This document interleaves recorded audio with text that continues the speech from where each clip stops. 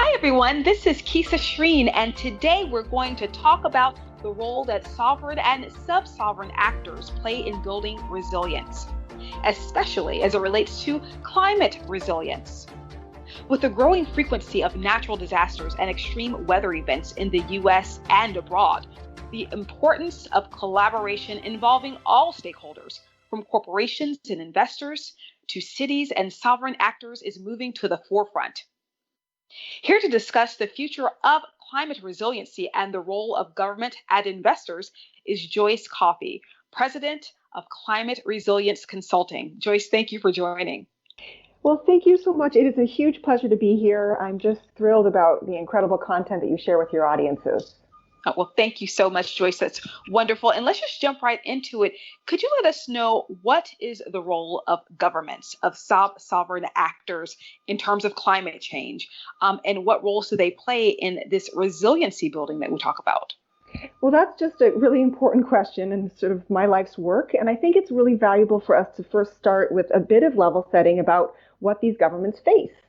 For instance, in the US, disaster costs over the last 5 years have exceeded $550 billion. And this is a record. And here in 2020, even though we are only in October, there have been 16 weather, or we could call them actually climate disaster events, with losses that exceed $1 billion each. And that's also a record. And that's, by the way, as of October 7th. So it doesn't include, for instance, the recent tragic fires in Colorado. So there's a lot at stake. A lot is being lost. And just to sort of make that clearer with one example in a particular sector, we know that the economic losses and social disruption of rising seas on coastal housing may happen gradually, but this is a quote from Fannie Mae. They are likely to be greater in total than those experienced in the housing crisis and Great Recession. So, some people feel like we may be heading towards the next big short. And even BlackRock, just to, kind of make this a fine point for the finance sector, has said that the climate crisis is reshaping finance. And it presents one of the highest sustainability-related risks and highest risks overall for portfolios. So governments are grappling with that. And just to, end here for a moment on what governments do around climate action, we have to remind ourselves that they set and enforce policy, they provide data and information, and they communicate and pay for stuff, obviously, including extracting taxes and rates and then using that money for things like infrastructure. And in particular, I'll just mention a few quick things that state governments and local governments, so the sub-sovereign level, do for climate action that influences the private markets. Number one, states create plans and local governments create plans that assess risks, set priorities, engage stakeholders, right? Number two, they create standards. For instance, for infrastructure, highways and roads, transit systems, buildings, water systems, all the things that the private markets rely on to serve customers and provide services. And three, they create resilience policies for regulated sectors. And this at the state level could be like electric, water, and waste utilities, so all of our service delivery, the critical infrastructure, insurance, real estate, finance. All that regulation is, I think, a part of the milieu of the role that states play in building the climate resilience paradigm for the private sector. And there's a few capacities so Joyce, I'd love to share with you. Yeah. Sure. In thinking about that, I'm thinking there has to be always a level of evolution there to add a bit of, I guess, of a challenge to what you just told us. So understanding that the role is to set policy, the role is to provide data and information, but we know that scientific findings are always changing and evolving. Policies around climate change are continuing to evolve. So what role does evolution play here in terms of the work that these government entities are doing? That's a great question. I mean, I think the most impressive evolution is that, especially local governments, where the rubber really hits the road when these natural disasters strike, are evolving because the crisis is growing. So they're evolving by having to apply essentially mainstream finance and mainstream funding to new and growing risks. And this is really, I think, impressive from the perspective of government versus the private sector, because cities cannot pick up and leave. They cannot move the chessboard pieces to the less risky place. There really is no outrunning climate change, but in this evolutionary stage, many private market players are able to move. And that's a really, I think, distinct difference between the government and the private sector. But on the other hand, there is an edge of innovation that cities are developing in order to pay for the serious risks that they face now or will in the near future. And I think that's a really huge part of that evolution, right? The edge of innovation on the finance side, which we can get into in a moment. But I also wanted to be sure that we acknowledge that another thing that's really key for the evolution of cities is that we crack the code on creating social equity. If we do not, the disproportionate impacts of lower resourced Americans, and of course, this would be true of anywhere in the world, will become even graver. So we owe it to ourselves to ensure that the evolution means that social equity and financial equity create transformed systems in this new era where those communities that are most at risk because of where they are sited, death by zip code, or what their health implications are, or what their job status is, the resilience would define their lives as being improved through government and even private sector actions that help to build climate resilience.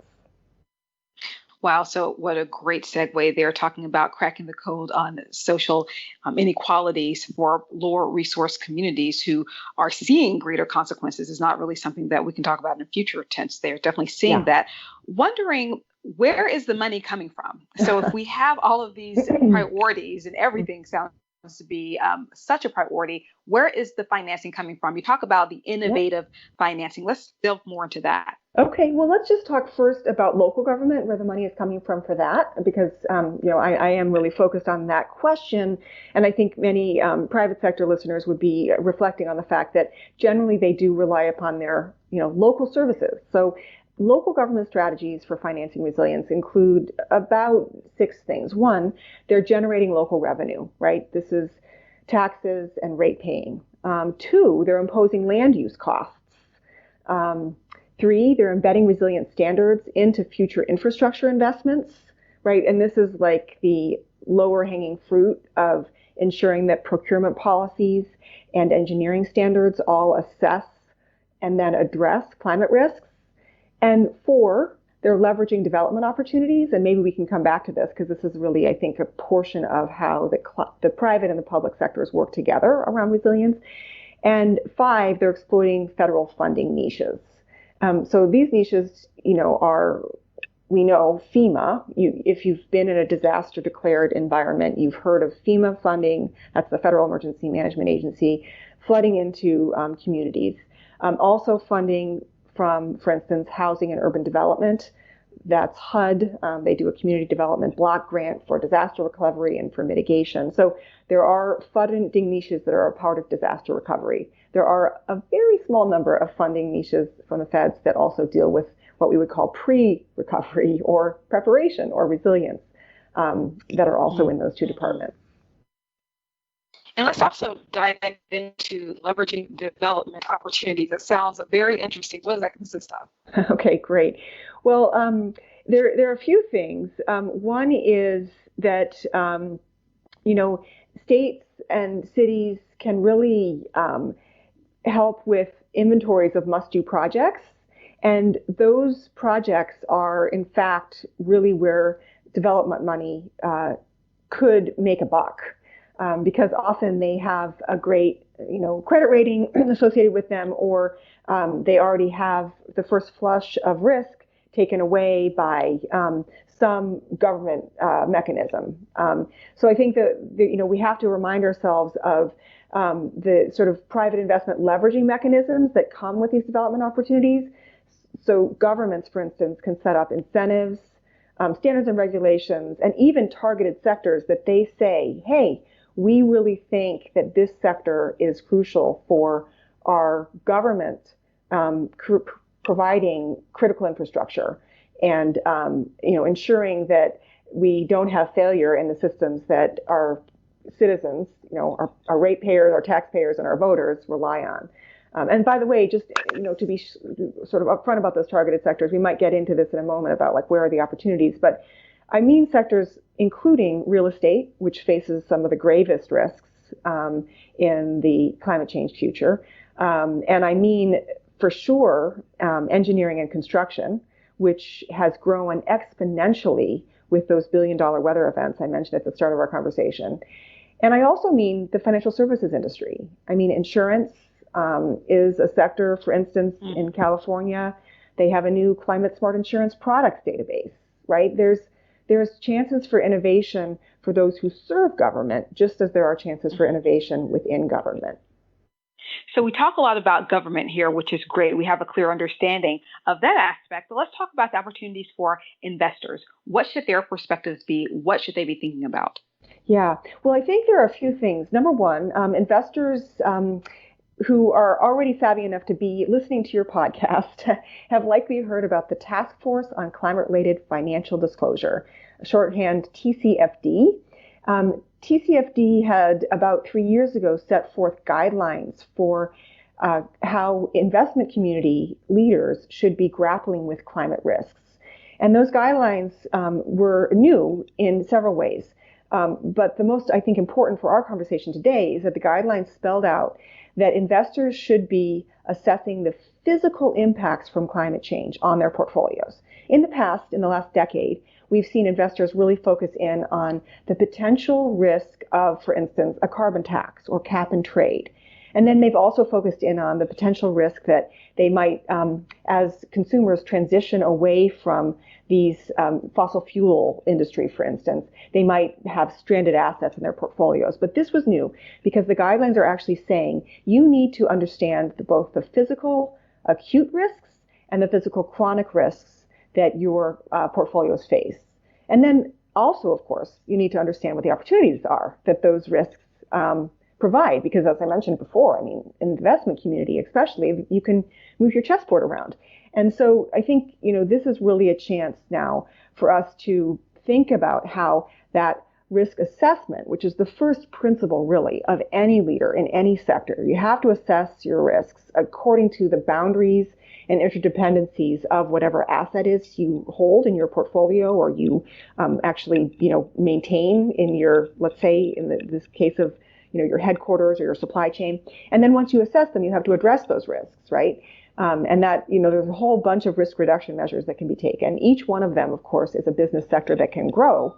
So maybe it would be worth me spelling out just a few of those sector opportunities. Would that be of interest to your listeners? The sector opportunities, and as well as diving into the risk assessment. I'm looking for the top 3 or top 5. If I'm an investor, how do I go about doing that?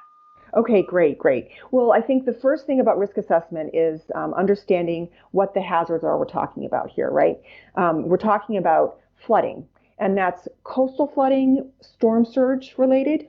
That's river flooding, which actually takes more properties and causes more distress than coastal flooding does, even though doesn't have the same sex appeal and doesn't make it in the headlines quite as often. So those two types of flooding, as well as heat. Extreme heat is actually the biggest killer in the climate change milieu, and will have a growing impact. So there's, I think those are the things that you have to assess as your hazards, right? More rain or more precipitation when you don't need it, less when you do. The drought question's there too. And then 2 is heat. And all the knock-on effects of all of those things. Wildfire is part of that, obviously. So is a change in, where ecosystems are allowing for certain crops to be grown. So the agricultural sector is another really big one for opportunity, as well as risk in this case. So knowing what your risks are. And then number 2, I mentioned earlier the question of boundaries and interdependencies. So one of the reasons why cities are really crucial for this is that they provide data and information. And if you have assets, that information needs to be very granular. It needs to be at the scale of like a block or even a property index number, right? So knowing what the boundary is for your risk is, I think, really important. And then 3, and this is where it gets a little stickier because those first 2 things I said, any risk assessment, manager in the C-suite worth their salt is already doing that, right? They're identifying what the risks are and then what the boundaries are for those risks within their portfolio. But the third thing I think is really hard, and that is that climate change is all about predictions and scenarios. So it's a little bit like cyber risk in that regard. And those predictions and scenarios really emerge out of like what pathway we are on for greenhouse gas emissions. So already climate change is baked into our systems. So we can already say, well, we're going to use the scenario that has temperatures increasing, by 2 degrees Celsius. But then beyond that, if you have an asset that you're holding for 10, 20, 30, or in the case of infrastructure, like 100 years, even though it might not be in your portfolio for that long, it's been used for that long, you need to be asking like, wow, what if we go to 4 degrees Celsius? What does that mean? Yes. Yeah, that's big stuff. Tough. This is all big stuff and all very useful information. So first of all, climate change is reshaping finance, and that's just where things are there. In terms of crises, they're growing, and governments really are positioned to provide mainstream financing to meet these crises and these risks. Where does the money come from? The government money come from regarding climate finance? Local revenues such as taxes, land use costs, as well as leveraging development opportunities, and federal funding like FEMA and HUD are great places to look at in terms of where the money comes from. In addition, what are some of the things that investors should really think about? Joyce, you're saying that it's assessing the physical risk of climate change. That means acute and chronic risks, and really assess where the opportunities are. So opportunities can be understanding, first of all, what are the hazards? What are the sectors? We talked about flooding and extreme heat being some hazards, and really understanding the knock-on effects and what sectors are impacted by that, agriculture sector being one. Knowing risk boundaries, very important for institutional investors, and also being ready to make predictions and understand scenarios. Joyce Coffey, President of Climate Resilience Consulting, thank you so much for joining us. Thank you so much. That was brilliant. Take care. We invite you to subscribe to the Refinitiv Sustainability Perspectives podcast on iTunes, Spotify, or wherever you stream your content. What did you think about the podcast? Leave us a review on iTunes or follow us on LinkedIn and Twitter for updates on our show. You can even check us out on YouTube now. Thank you for joining. See you next time.